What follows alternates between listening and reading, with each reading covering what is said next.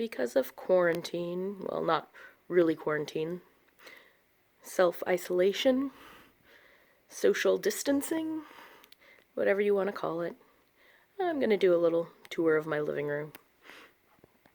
So one big thing in my living room is some of my wall hangings that I have made. This one is one of my favorites just because of the little black cat motif. The quilting in it I did myself, which is pretty awesome, but it's not all that great. I'm not sure if that will focus very well onto the little squares in the black there for the quilting there. I do have these little pom-poms that are sewn into the seam of this quilt. Then there's a bag that was left here from New Year's. If you recognize it, if it's yours, please claim it. Then there's my card, Winter Wonderland Christmas card holder that I made with my Crafternoon group. Not this past Christmas, but the Christmas before. And another little Crafternoon project, a string art pumpkin right there. And then, so that is the Christmas tree, which, yes, I realize is still up. However, the ornaments are off. They're in those boxes there that still need to be put away, and I just need to drag the big Christmas tree box down to be able to put the tree itself away. This little piece of artwork is one of my favorites from Disney that I got the last time I think I was in Disney. Spring, summer, fall, and winter. As many of you know, I was planning to be in Disney right now, but obviously that is not happening. This is another one of my wall hangings, completely my own design. This one actually won me back when I worked at Duke. It won me second place in the intermediate category of the Duke Employee Art Fair, or art show. It is based off of a piece of art at the North Carolina Museum of Art called Blue Panel. And this one is, aptly enough, called Orange Panel. Then another quilt of my own design.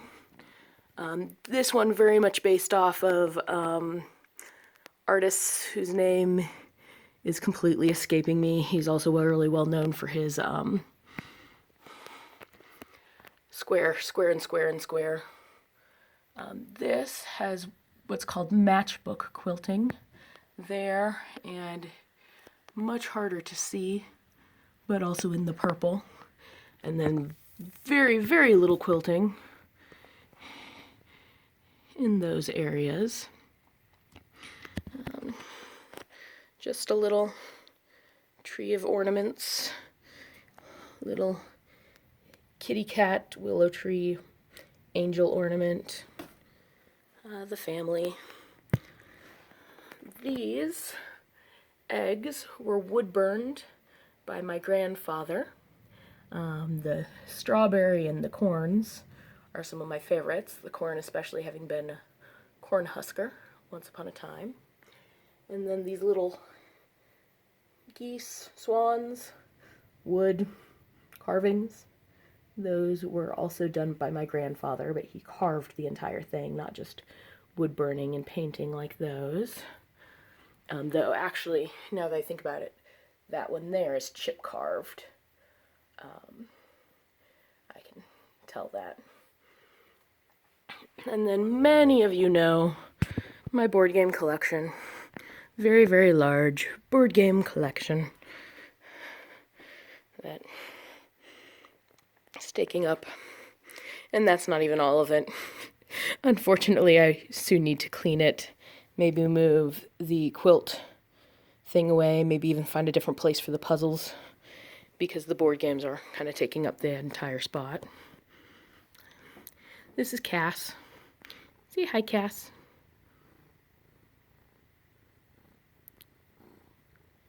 Yeah, he's such a purr monster. Such a purr monster. Yes, you are.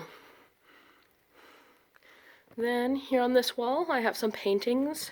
These were all done by my Nana.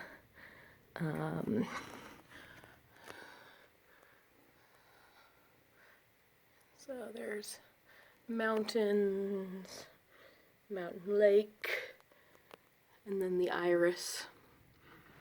And then moving a little bit further along this wall, all more carvings from my granddad. Those are what are called Welsh love spoons. The one with the lock and the horseshoe and the heart and the laurels or ivy is a very traditional love spoon design, but they were all designed by my granddad. He made all those designs, and then some of the wedding love plates, though obviously these are not really wedding plates. That one has a 3D relief tree, and that one down there is a chip carved ship. And then over here I have another one of my quilts. This one I called something. This one was the only one I've ever had accepted into a juried show. It was in the 9-patch challenge back when QuiltCon, the modern quilt show, was in Savannah. I did that one, and so there's some big stitch in there and there and down here, making up some of those different 9 patches. Up there, kind of hard to see, was just a little take-home sign from Board and Brush when my Crafternoon group did that. Over here, I have this little thing for pineapples, and that is both a pineapple quilt in the background as well as the pineapple. I was going to say, yeah, it is the Rebecca Barker. She's an artist who tends to combine things with quilt patterns, usually kind of going after the name of what it is.